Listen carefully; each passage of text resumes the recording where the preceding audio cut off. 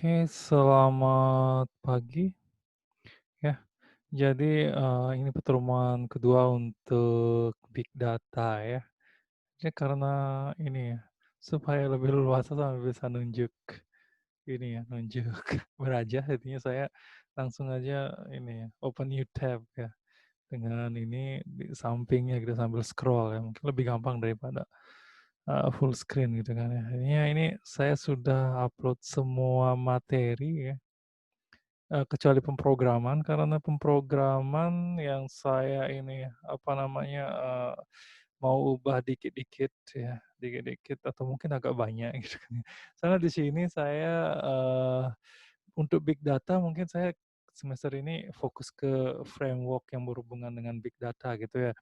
Untuk klasifikasi, regresi dan lain-lain itu saya, eee karena ujung-ujungnya kalau membahas itu tanpa membahas algoritma kayaknya susah jadinya, tapi kalau bahas algoritma di sini, nggak akan cukup materinya gitu kan ya. Sedangkan kayak setahun lalu itu misalnya ngajar NoSQL gitu, membahas JSON dan MongoDB gitu kita nggak sempat gitu, jadi sangat disayangkan sekali gitu kan ya. Data crawling juga misalnya, apa namanya, scraping itu sangat sedikit sekali yang bisa kita bahas gitu kan misalnya. Ya Hadoop juga sekedar lewat gitu, jadinya sangat disayangkan ya.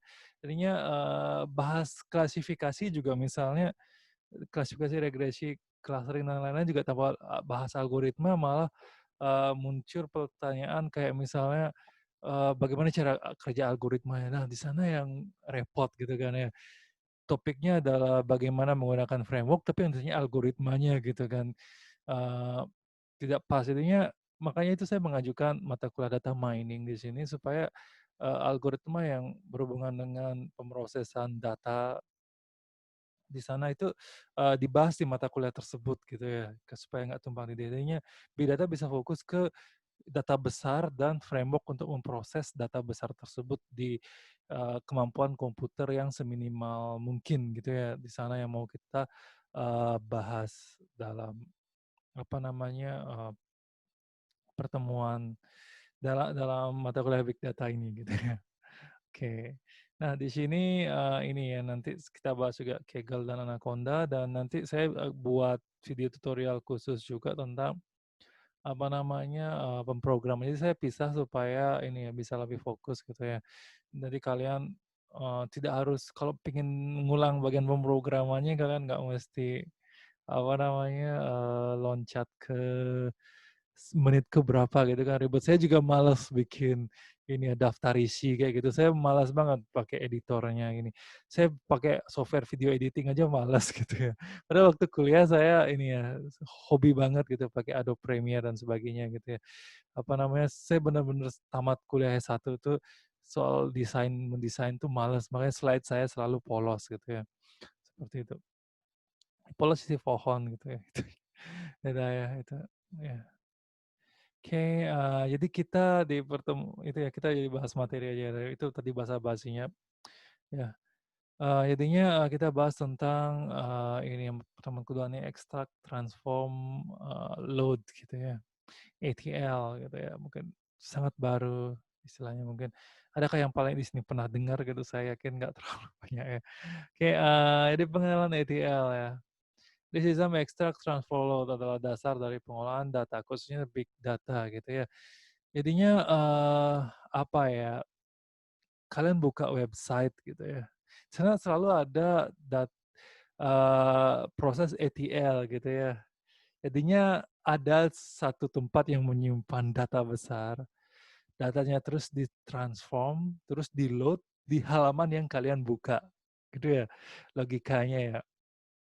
Jadi misalnya, load di sini halaman Facebook itu datanya gede banget gitu kan ya, gede banget, tapi setiap kalian buka dan teman kalian buka, halamannya isinya beda gitu ya. Ada samanya dikit-dikit tapi mungkin beda gitu kan. Nah di sana proses ETL terjadi gitu ya, di sana ya. Oke, sebuah sistem ETL yang baik mengekstrak data dari sumber, ya, memberlakukan konsistensi standar dan kualitas data serta adaptif untuk menyesuaikan format data ya. disesuaikan secara adaptif ya format data. Jadinya mau misalnya dari SQL, format SQL ke JSON gitu misalnya. Ini kan sekarang ini ya zamannya web itu serba Ajax gitu ya, JSON, menggunakan JSON XML. Aplikasi Android, iOS juga menggunakan XML gitu. Jadinya apa namanya, kalau kalian lihat tugas akhir tuh banyak yang mungkin dari web itu langsung SQL, tapi kalau untuk web-web besar nggak mungkin menggunakan SQL gitu loh yang sekarang gitu ya, seperti itu. Ya jadinya, kalau pemrograman web yang menggunakan SQL itu, ya untuk yang skala ya maksimal mungkin skala universitas, skala perusahaan yang, eee, mungkin orangnya di bawah 1.000 gitu. Tapi kalau misalnya sudah sekelas, sistem yang digunakan seluruh Indonesia ya, atau kota besar seperti Jakarta ya nggak mungkin menggunakan itu, pasti memerlukan ini. Kalau mau tetap menggunakan SQL pasti, adanya ini ya, basis data terdistribusi kan itu ya kalian belajar di mata kuliah basis data gitu kan, seperti itu.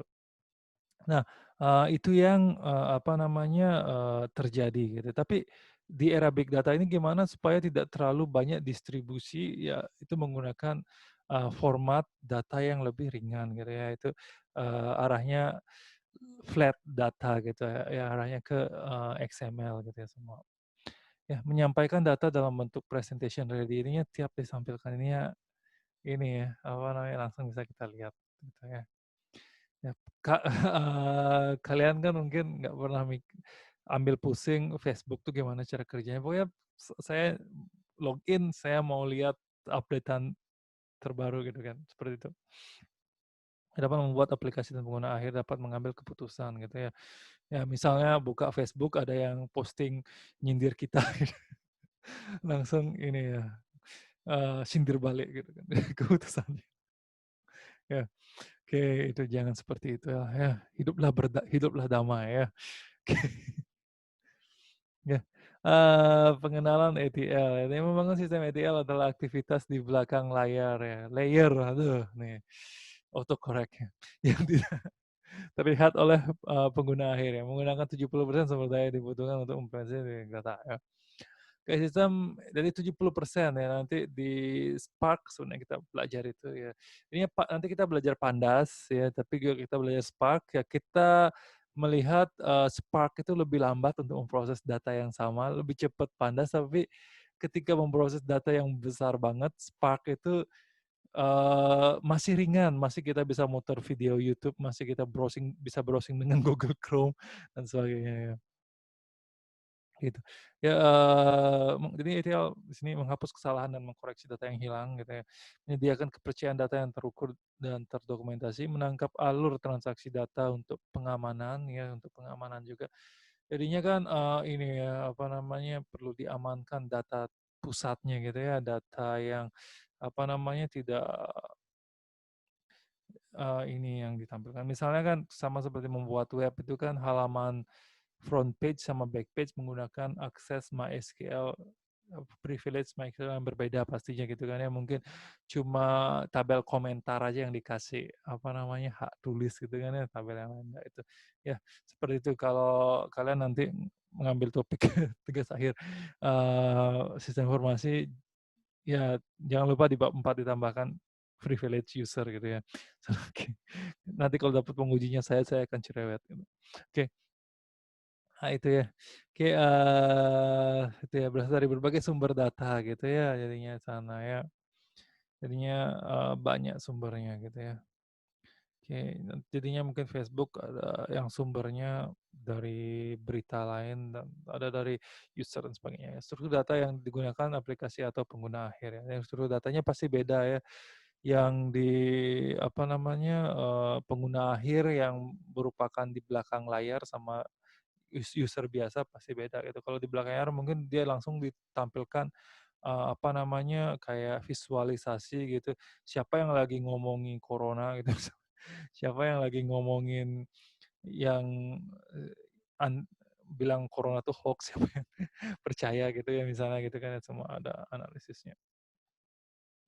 Jadi bagan alir ya, flowchart dari ETL. Ini mainframe ya, production source sana ya, di sana ada di sana. Di sini diekstraksi ya data yang diperlukan gitu ya, jadi nggak semua lah gitu ya. Terus di clean ya, di clean jadinya kan gini loh maksudnya proses clean di sini itu apa namanya, di tabel gitu, ketika kalian di dalam basis data itu membuat struktur tabel. Ketika kalian select dan tampilkan di query gitu ya, apakah semua kalian tampilkan? Kan tidak ya, tapi informasi yang nggak perlu misalnya siapa yang nulis gitu kadang-kadang kan, itu nggak ditampilkan misalnya gitu ya. Kalau blog sih, blog yang ditulis bersama mungkin perlu, tapi, kondisi tertentu kan misalnya enggak gitu ya, sana. Terus, conform ya di format, terus di-deliver ya ke end user dan end user. Nah, jadinya, gini loh, apa namanya, ETL ini dibuat, ini ya, apa namanya, di era modern ini gitu. Jadinya, eee, apa ya, YouTube gitu kan, apa ya, sengaja dibuat, yang populer di satu daerah geografis supaya makin populer gitu. Kenapa? Kalau misalnya, YouTuber yang makin populer di Indonesia gitu, YouTuber Indonesia yang makin populer di Indonesia, otomatis gimana, proses deliver ini akan lebih mudah gitu. Misalnya ini, nonton, Asyap, ini juga nonton Asyap gitu kan misalnya, jadinya tinggal satu kali kerja kirim ke 2 user gitu loh. Tapi misalnya di sini ada saya yang misalnya lagi nonton YouTuber di Jepang gitu misalnya, "Ini kurang ajar nih orang Indonesia kok nontonnya di Jepang," gitu. Misalnya kayak gitu ya, itu sangat mengganggu karena dia kerja 2 kali, intinya itulah ya, apa namanya, kalau kalau makin banyak orang melakukan yang sama, kerja mereka makin ringan gitu.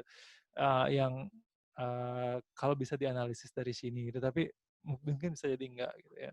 Makanya kadang-kadang kalau kita mengklik video trending lebih cepat loading-nya daripada kalian, mengakses video ini di YouTube. Video ini berapa sih orang nonton gitu ya, gitu. Video ini kan nggak populer ya, video yang kalian tonton sekarang ini, gitu loh, ya. Dan oke, saya juga lupa ini saya 3 tahun kerja di internet service provider dulu ya, sambil kuliah S2. Jadinya, apa namanya, eee, internet service kalau misalnya user dari internet service provider itu mengakses, apa namanya, hal yang sama gitu ya, jadinya, bisa disimpan di proxy server gitu ya, jadinya datanya itu. Jadinya sebenarnya kalian tidak mengakses ke internet, tapi kalian, mengakses ke proxy server yang isinya, eee, kalian mengakses, dokumen ya, lokal ya, case lokal dari internet service provider yang kalian gunakan. Jadi sebenarnya kalian tidak mengakses internet, tapi, wireless LAN dari internet service provider kalian, dan itu sangat menguntungkan ya, dan tiap bulan, ini ya, ada aplikasi untuk menghitungnya gitu, dan saya termasuk yang membuat laporan dulu karena, ini ya, saya bagian admin dulu gitu ya belakangnya, sama. Oke, jadinya sini, source system ya, example ya. Jadi, relational database system misalnya gitu ya, itu kan di basis data ya. Jadinya, ini ya, flat file misalnya ada flat file berupa log, terus, mainframe misalnya sana ya, tips nih kalau jadulnya kayak gini gitu kan ya. Terus, proses extracting, triggering, confirming, dan lain-lain, delivering-nya. Terus dimensional tips ya, dikecilkan dimensinya, terus staging area storage ini disimpan secara lokal di sini untuk ini ya, caching ya, untuk disimpan sementara. Ya, ini baru di presentasi area. Di sini tampilkan dalam web, ya. Dikumpulin dulu satu template tampilannya itu ya. Jadinya dikalkulasi dulu, berapa orang sih yang mengakses konten yang sama gitu ya. Apakah kalian ada yang nonton video ini barengan gitu, misalnya ada, ya dikirim sekalian ke sini gitu ya. Dikirim sekalian ke sini gitu. Nah, seperti itu ya konsep ETL tersebut. Oke. Oke, terus, kualitas data di sini. Penerapan sistem ETL adalah untuk mendapatkan data dengan kualitas yang baik, gitu ya. Kualitas data dipengaruhi oleh heterogenitas sumber data ya, perbedaan teknologi, perbedaan platform. Jadinya, ini ya, apa namanya, perbedaan di sini, apa namanya, misalnya, orang di Indonesia itu nonton sumber data dari mana saja kan gitu misalnya gitu ya. Mungkin kalau apa namanya, di Indonesia mungkin apa ya, girl band atau boy band Korea gitu misalnya ngeluarin lagu baru di TV aja banyak iklannya gitu kan misalnya ya. langsung gini, walaupun sumbernya di Korea, tapi mungkin sudah masuk dalam, daerah, penyimpanan lokal Indonesia karena sudah banyak orang yang nonton dan sebagainya itu. Akhirnya sumber awal aja berat, tapi lama-lama cepat karena sudah masuk dalam kategori lokal, seperti itu. Atau dengan ukuran yang besar ya, dihasilkan setiap harinya oleh satu sumber data ya. Seperti itu ya, komentar gitu ya misalnya, baru ngupload sudah rame komen gitu.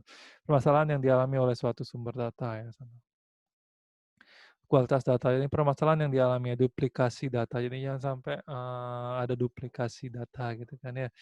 Itu. Jadinya, jadinya kalau logikanya kalau kalian pemrograman web gitu kan ya, server side meng memproses setiap permintaan gitu. Tapi kalau dalam, apa namanya, ini ya, dalam konsep big data itu, server side itu dibuat kerja sekalian untuk banyak permintaan sekaligus gitu ya misalnya sana. Ya sehingga dikirim yang dalam bentuk sudah present and ready dan tinggal digabung-gabungkan misalnya untuk, apa namanya, timeline dan sebagainya gitu. Ya, sehingga dihindari, duplikasi data. Terus inkonsistensi data, ya. Datanya tidak konsisten ya, karena terus data yang ambigu gitu ya, ini, apa namanya, datanya bagaimana gitu, tidak lengkap dan menyebabkan, apa namanya, salah, paham atau, apa namanya, ke-load sebagian sebagainya gitu ya, dan itu data tidak lengkap gitu misalnya ya, sana. Sehingga dibutuhkan sistem ekstraksi dan pembersihan data untuk menghasilkan kualitas data yang baik gitu. Ini dibersihkan, ditampilkan, supaya, jadi satu kesatuan presentation yang baik gitu ya sana. Kualitas data yang baik merupakan aset yang sangat berharga ya, sementara kualitas data yang buruk dapat membahayakan kredibilitas dan akurasi hasil pengolahan data gitu ya sana. Kualitas data adalah sebuah persepsi atau penilaian kelayakan data untuk melayani tujuannya dalam konteks tertentu gitu ya. Di sini ya, persepsi ini berkualitas gitu. Jadinya kita, ini ya, nggak pernah dapat data yang, tidak baik misalnya dari sosmed yang besar-besar kan gitu ya. Maksudnya bukan isi kontennya gitu ya, bukan isi kontennya, tapi kita lancar-lancar aja gitu kan ya. Misalnya tidak ada, tidak ada misalnya, JavaScript atau jQuery yang putus atau data yang tidak tampil sebagian dan sebagainya gitu ya. Bahkan kadang internet terputus tapi halamannya tidak hancur dan sebagainya itu ya, sana dia. Ya, di parameter kualitas data, correctness, akurasi, sejauh mana data dapat menggambarkan secara benar suatu entitas data gitu misalnya ya, sana ya, entitas misalnya, entitas waktu ya, terus, apa namanya, urutan gitu. Kadang-kadang kalau koneksinya kacau tuh kadang, ini ya, apa namanya, postingan lama masih muncul gitu, postingan baru malah terkubur gitu, kayak gitu kadang sering. Konsistensi data memberikan suatu versi kebenaran walau diperlakukan dalam kondisi yang berbeda. Jadi konsisten ya gitu ya, tampilannya ya sana. Ya, walaupun kondisinya berbeda ya. Memiliki, apa namanya, antar muka yang berbeda di sisi user gitu. Completeness ya, sejauh mana atribut yang diinginkan bisa disediakan oleh data tersebut gitu. Intinya selalu, komplit ya, jadinya tidak putus tengah jalan gitu. Kadang-kadang kalau kita membuat aplikasi, web dan di server side masih ada error-nya gitu kan, ataupun di JavaScript-nya ada error-nya gitu kan, kadang tampilnya jadi aneh, tapi itu bisa dihindari seperti itu ya. Terus timeliness gitu ya, ketepatan waktu dari kedatangan suatu data gitu ya. Di sini tadi saya ngasih contohnya, sosmed supaya kalian ada bayangan aja gitu ya, tapi di sini kalau misalnya data itu dikaitkan dengan misalnya, bursa saham ya, peramalan cuaca dan sebagainya itu, nah di sini gitu ya, harus tepat waktu gitu ya sana. Untuk meramalkan 2 jam kemudian dari sekarang itu data dari beberapa jam yang lalu itu harus sudah kita punya gitu kan ya, dan pemrosesan misalnya, apa namanya, regresi ataupun klasifikasinya itu, apa namanya, sekuensial ya, arah ke sekuensial itu ininya. Itu, apa namanya, bisa dilakukan sesuai dengan, lamanya proses komputasi gitu ya.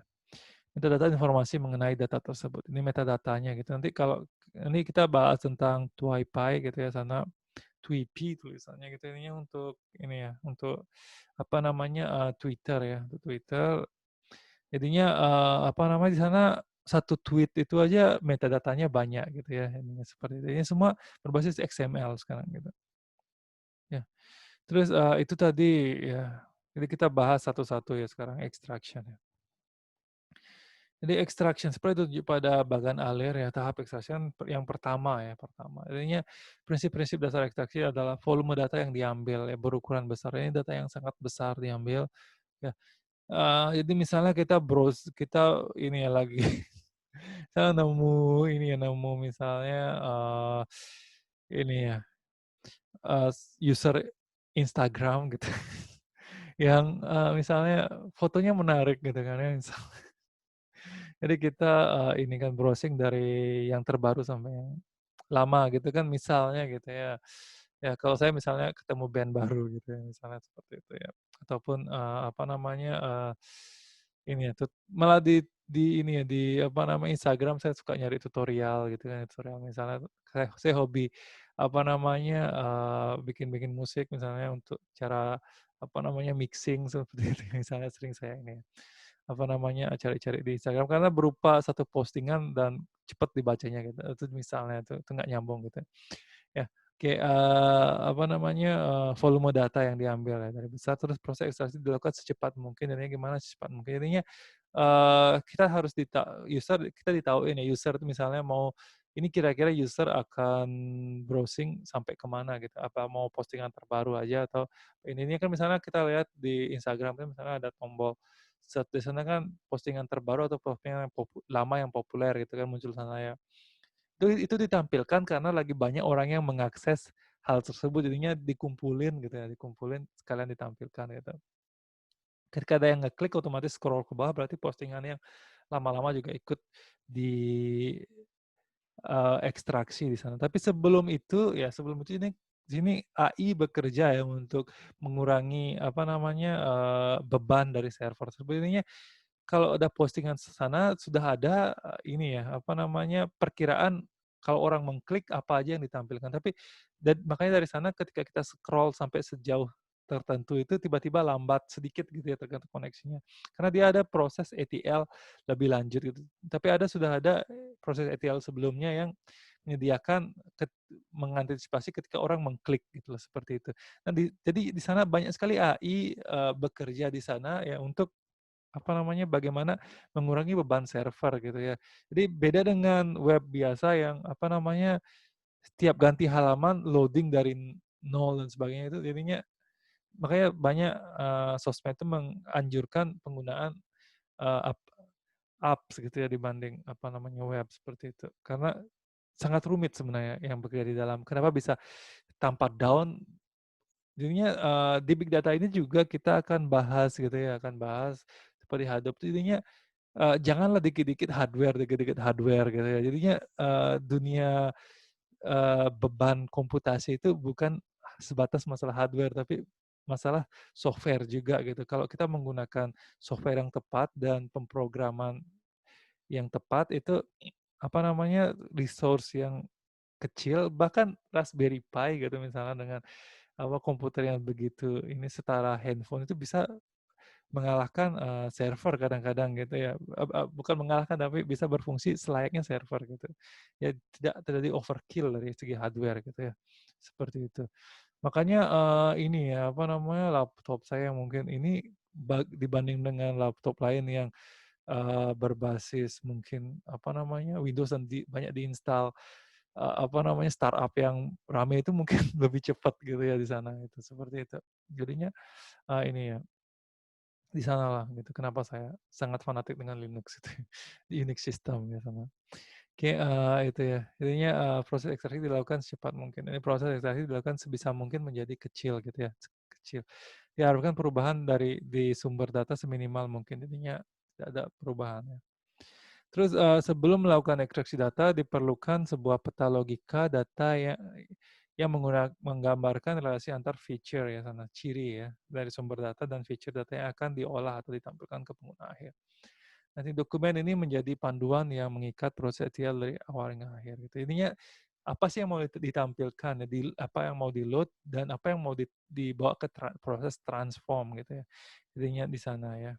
Di sini, apa namanya, diambil data yang diperlukan dari segi row dan column gitu ya, misalnya ya di sana baru, apa namanya, transform ini apa bedanya extraction dan transform saya jelasin berikutnya gitu ya. Ini, masih extraction-nya.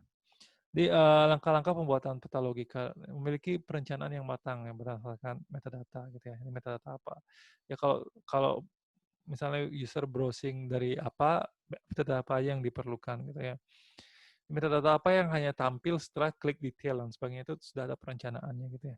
Identifikasi kandidat-kandidat sumber data, identifikasi sumber data yang dibutuhkan dalam pengambilan keputusan, gitu. Analisa ya sumber data dengan aplikasi data profiling ya, anomali data yang harus dideteksi dan komunikasikan dengan baik gitu ya. Data anomali ya data yang tidak wajar gitu misalnya, misalnya bisa deteksi. Itu nanti kita akan bahas di data preparation ya pertemuan berikutnya.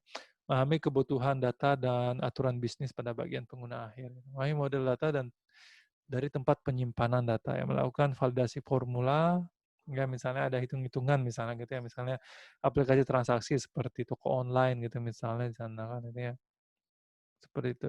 Jadinya kalau apa namanya, ini kan ya kalau Tokopedia gitu kan mungkin bebannya tidak sebesar apa, kompan cloud-nya tidak sebesar Amazon sehingga, mereka sebenarnya mereka kadang, habis kita browsing kadang di handphone tuh ngasih notifikasi misalnya, apa namanya, apakah Anda tidak puas dengan produk ini, coba produk, lainnya gitu kan ya. Ceritanya kasih rekomendasi kayak Amazon, tapi kalau diklik banyak produk yang tidak nyambung gitu ya, produk yang nyambung, tapi itu banyak diakses orang gitu ya, yang populer diakses orang gitu. Dan ada kemiripan dikit-dikit yang seperti itu. Itu karena itu bukan ini ya, sebenarnya saya yakin Tokopedia bisa merekomendasikan lebih baik, tapi, ini ya, apa namanya, karena itu yang ada sudah terlanjur diproses sampai tahap load, sehingga itu yang ditampilkan duluan gitu ya, seperti itu. Karena orang lain banyak yang lihat itu juga gitu. Ngomong-ngomong pada logika data ya, sumber data ya, parameter-parameter sumber data. Jadi misalnya di sini anggaplah field dari database-nya tersebut, terus, ini ya, parameter pada keluaran data ya sana. Jadinya, anggap yang parameter sumber data ini adalah kolomnya, ini adalah row-nya gitu ya. Ini sampai mana dari berapa sampai berapa kriterianya apa. Jadi kurang lebih query di sini ya, transformasi ya. Intinya di sini apa bedanya ekstraksi dengan transformasi? Sedangkan ekstraksi itu sendiri juga banyak sekali prosesnya kan gitu ya.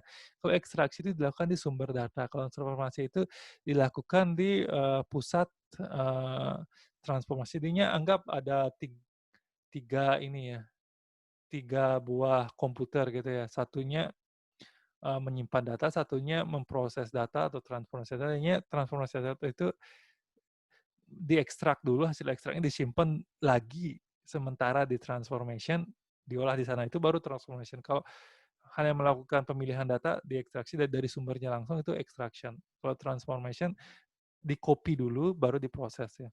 Terus terakhir, di load itu ini ya, bisa jadi ada server khusus yang membuat casing ya, case ya sana, apa namanya, untuk, tampilan yang secara umum gitu ya, untuk beberapa user yang mengakses konten yang sama, ataupun, ini ya, bisa langsung juga ke user kalau usernya tidak banyak.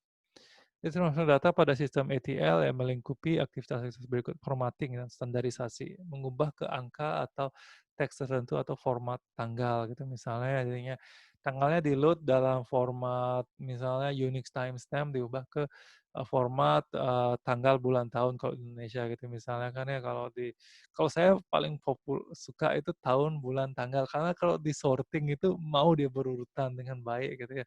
Saya pengen seluruh dunia membiasakan tahun, bulan, tanggal gitu ya, gitu. Seperti itu ya. Itu ini ya, sangat sakti gitu karena bisa diurutkan ya, tanpa menggunakan Unix timestamp dan sebagainya gitu, dan bisa dihitung juga di sana gitu. Ini paling sakti gitu ya. Kayak terjemahan data ke bentuk lain ya sana. Ya bentuk lain misalnya harus sebenarnya 2 kolom tapi jadi satu gitu ya sana. Ya. First name, last name gitu misalnya. Agregasi atau merangkum, data pada level yang lebih tinggi misalnya, lebih tinggi. Ini bahasa pemrograman rendah tinggi, misalnya rendah itu kan assembly, tinggi itu ya Python lah gitu. Python yang lebih rendah lagi mungkin Java dan sebagainya yang masih ada tipe data secara langsung gitu kan ya, seperti itu. Jadi kalau tinggi di sini berarti ya lebih ke bisa dibaca oleh manusia secara langsung gitu ya. SQL ya sebenarnya, ini ya, apa namanya, dia melalui proses ini juga ya, agregasi yang untuk ini juga, tapi sebenarnya kan ini ya, apa namanya, yang lebih bisa dibaca langsung itu JSON ya, bukan SQL. Kalau misalnya SQL kalian tidak melalui proses ekspor SQL, baca langsung ininya ya, berupa compiled dokumen gitu ya. Ya. Jadi transformasi data juga melibatkan prinsip-prinsip ya leakage, ya, kebocoran. Tadi ketiga, proses ETL mengunduh ya data secara lengkap dari sumber data. Namun ya banyak sekali typonya, maaf ya. Pada kenyataan terdapat beberapa record yang hilang, ini bisa jadi hilang di sana ya. Baru setelah ditransform baru disadari gitu. Recoverability, ya, pemulihan ya, berarti bahwa proses ETL harus robust ya, sehingga jika terjadi kegagalan ini bisa segera dipulihkan pada kehilangan atau kerusakan data. Ini sini pada IoT gitu misalnya, jadinya kan, saya sangat rekomendasikan dikaitkan dengan juga misalnya, delivery ratio gitu misalnya kan. Ini recoverability ininya kalau misalnya refresh rate-nya 5 detik sekali gitu, ya dalam IoT itu dikirim datanya, IoT jarang ya benar-benar bisa terus 5 detik, pasti ada bolong-bolongnya. Nah, itu gimana gitu kan di sana ya, itu. Ini yang antara yang jeda bolong itu selisihnya tinggi banget nggak gitu ya misalnya. Kalau selisihnya tinggi ya bisa jadi ambil nilai tengahnya, kalau misalnya sama ya samain aja lagi gitu kan ya misalnya, itu. 5 detik itu sekejap, tapi itu kan misalnya tergantung ininya ya. Misalnya kalau kecepatan angin ya 5 detik cepat gitu ya, kadang angin tuh kan bertiup lagi diam gitu. Kalau perubahan suhu ya nggak secepat itu gitu ya. Macam-macam gitu. Ininya itulah, ya. Jadi metode logika ekstraksi terdapat, ini ya, terdapat 2 metode logika ekstraksi, yaitu full extraction dan incremental extraction ya sana. Di sini, full extraction, ekstraksi dari nol sampai habis ya. Kalau incremental, extraction ya ini ya, apa namanya, dicatat sampai mana sih kita ini ya, ekstraksi, dari sana dilanjutkan gitu misalnya ya. Jadi, seperti itulah misalnya kita, ini ya, apa namanya, sorry saya sambil minum ya. Oke, itu incremental ininya secara bertahap atau modelnya, ini ya. Jadi kenapa semua sosmed itu, apa namanya, kita disuguhkan konten terbaru. Jadi misalnya kayak 9gag gitu, kita mau browsing yang lama-lama itu susah banget. Kadang nggak muncul di search, kita jelas-jelas judulnya ingat dan kita pause search nggak ketemu ya, karena itu dari kubur ya, 9gag nggak sebesar Facebook dan lain-lain gitu ya. Seperti itu ya. Itu karena, secara incremental itu data terakhir aja yang ingin diekstrak sama dia, data yang lama udah disimpan entah di mana atau dihapus, gitu. Itu legal extraction-nya, full extraction, pengambilan keseluruhan data dari sumber data. Ekstraksi ini ya, apa, ini yang ngambil data sehingga tidak diperlukan proses untuk melacak perubahan terakhir, jadi sampai mana nggak perlu dihitung. Incremental extraction, artinya pada titik tertentu dalam waktu, hanya data yang telah berubah sejak terdefinisi dengan baik yang akan diekstraksi. Dalam kebanyakan kasus, menggunakan metode tertentu untuk menambahkan logika baru ke sumber data. Ini nanti kita pelajari di menggunakan ini ya, apa namanya, Scoop ya, Scoop aplikasi turunannya Hadoop ya, untuk misalnya mau kita ekstraksi dari MySQL gitu misalnya sana ya. Nah, terakhir kita load ya. Langkah terakhir dari sistem ETL adalah load yang berupa penyimpanan data ke warehouse ya, penyimpanan data ke aplikasi atau pengguna akhir ya sana itu ditampilkan ataupun disimpan gitu ya. Ya, struktur ETL secara keseluruhan hingga tahap load adalah sebagai berikut ya. Nah, source system, extract ya, ETL server ya. Sini ETL, di proses utama ETL itu sebenarnya transform gitu ya, tinggal disimpan sini. Ya. Jadi, ini juga tidak semua di pengguna akhir ya, bisa jadi source system ini adalah, ini ya, adalah bagian penggunanya gitu ya.